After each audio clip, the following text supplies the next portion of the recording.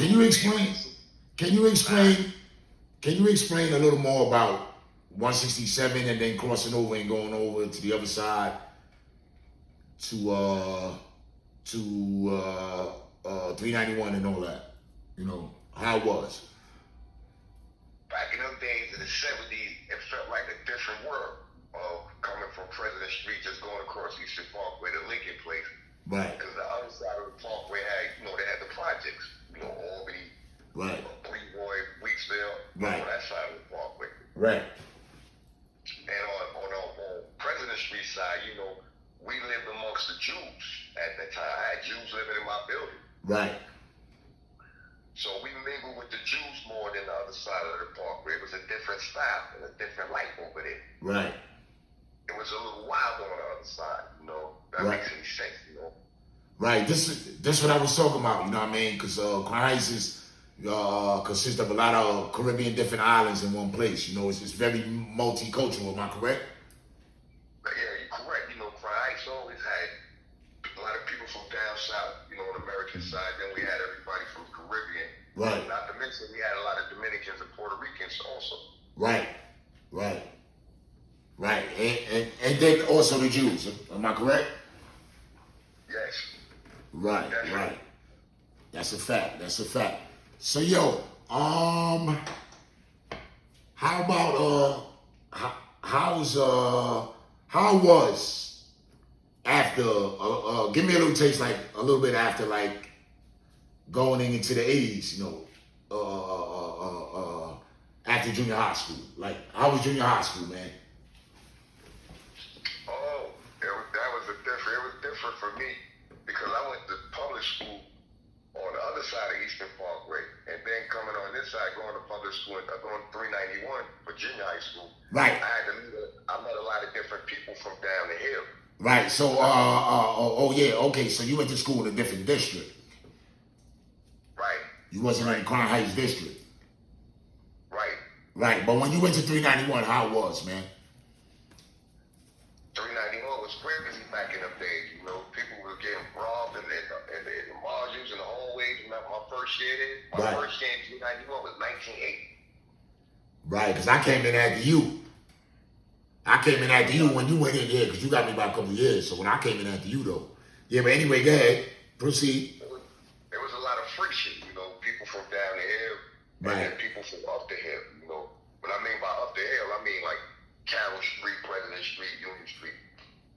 And then down here, you had all the people from Lefferts, Midwood, Fittermore, that part of Crown Heights. Right. How you got along with certain individuals that came from different corners of Crown Heights and all that? How did you gel with that? For the most part, I got along. I didn't have too many fights. Everywhere you had stuff back in the days, you had to fight every now and then. You had to at least fight once or twice to get your point across. But I mingled. See, I grew up, like I said, going to school in 167, then going to 391. I had like the best of both worlds because I knew everybody on both sides. Right, so it was kind of easy for me. Right. So you didn't get it. Did you have any problems with any crews or anything during that time? What, like, Nah, the problem that we had was not really with people inside of Crown Heights. We had more problems with people like from Bed-Stuy, Flatbush. But back in them days, there was a lot of crews in Crown Heights that they was running around doing their thing. Right. Like Carroll Street. Right. They was a little tough back in the day, Right. They stuck together. Right. So how was your crew, man?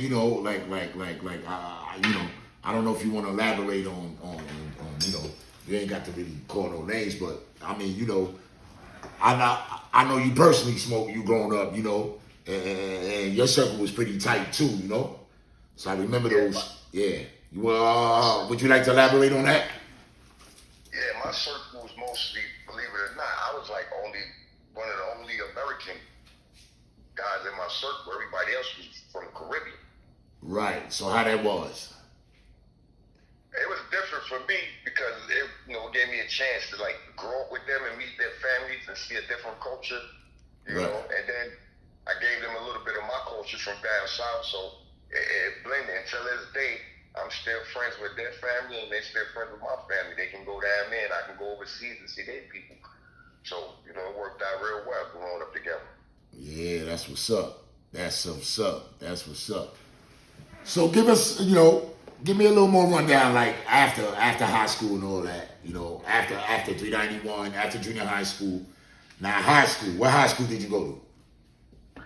Well, when I got out of 391, my zone high school was Wingate. But my mom said want me to go to Wingate. She ended up going down, believe it or not, she ended up going to the Border A. Okay, and she wanted to send you where? And they sent me to Sheepshead Bay.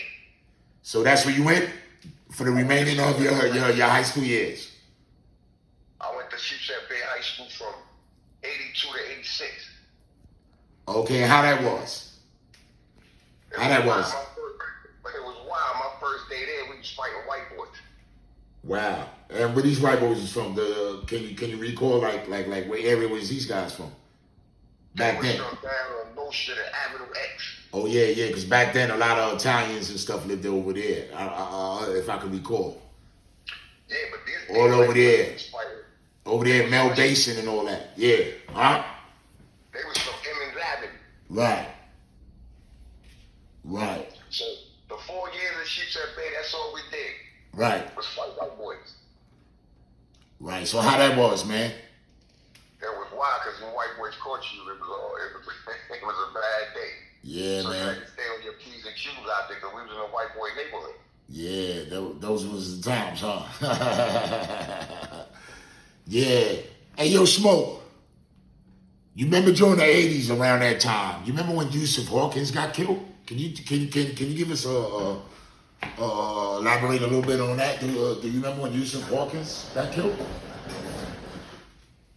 Yeah, back in the days when he got killed, it kind of, you know, sometimes I hate to say that death brings the community together, but it kind of brought people together in New York City behind that. It was unfortunate for that young man and his family, but how you felt about that, bro? How did that impact you?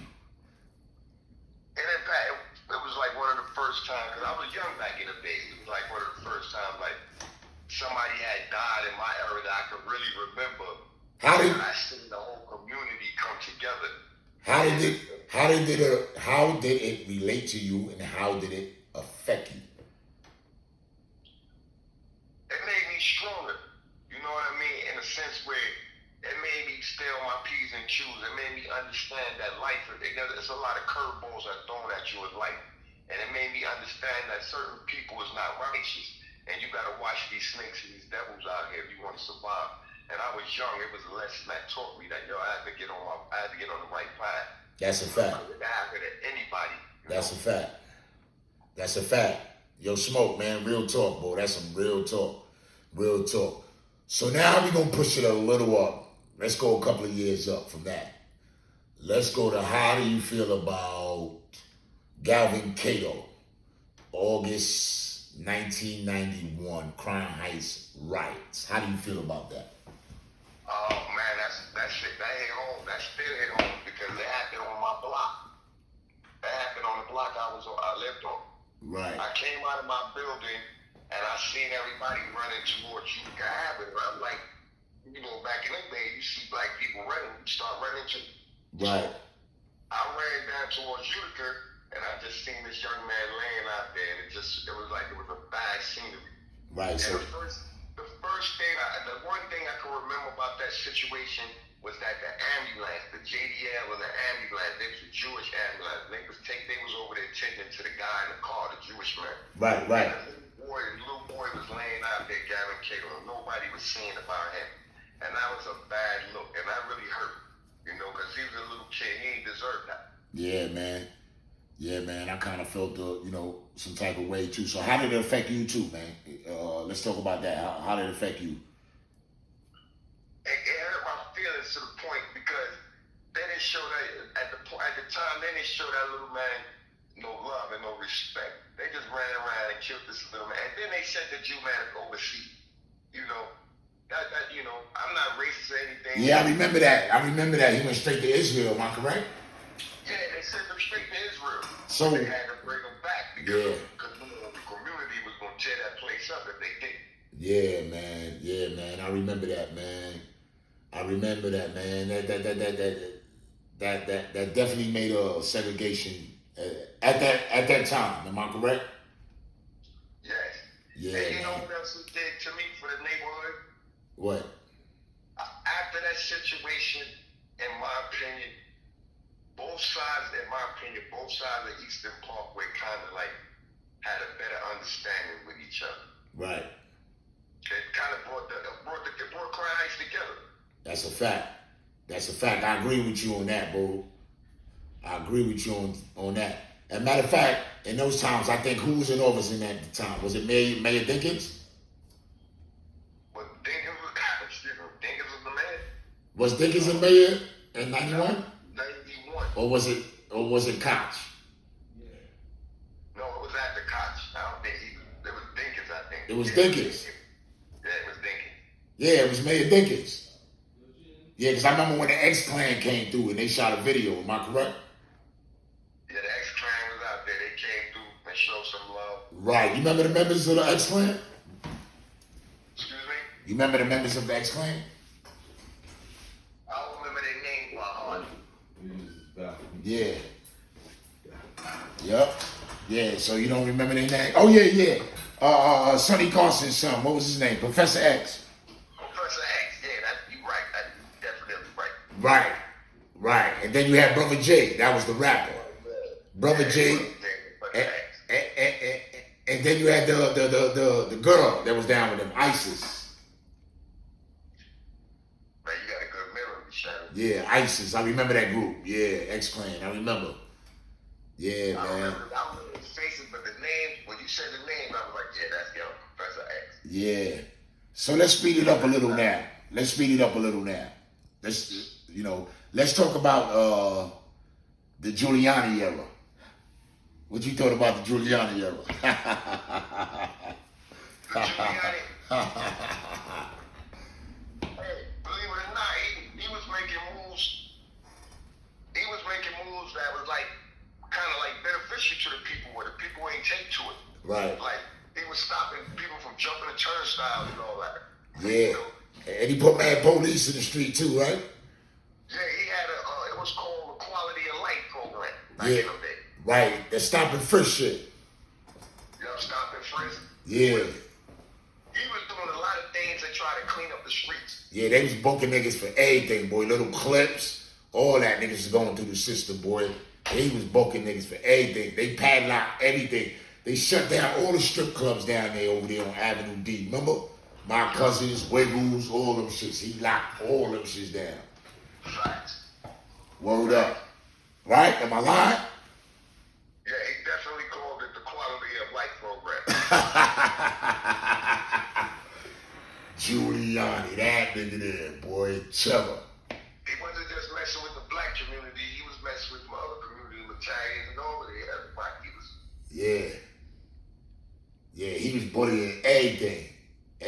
But yo, Smoke. I'm in, my brother. Yeah, man, good to hear from you though, man. Yo, we gonna chop it up, man. Thanks for calling me, bro. You called me right on time. And damn, man, God is good, man. God is really good, bro. Yo, Smoke, man, I love you, my brother, man. You stay safe down there, out there in the Carolinas, bro. You know what I mean? I was thinking about you, my brother. You stay easy and take care of yourself, man, and take care of your family, man. Yeah, man, I'm trying to, man. I appreciate it, my brother. Yeah, man, you tell your wife I say what's up, your family and everybody, you know what I mean? And I chop it up with you the next time. One love, my brother. One love, peace. Crime Heights all day. Holla.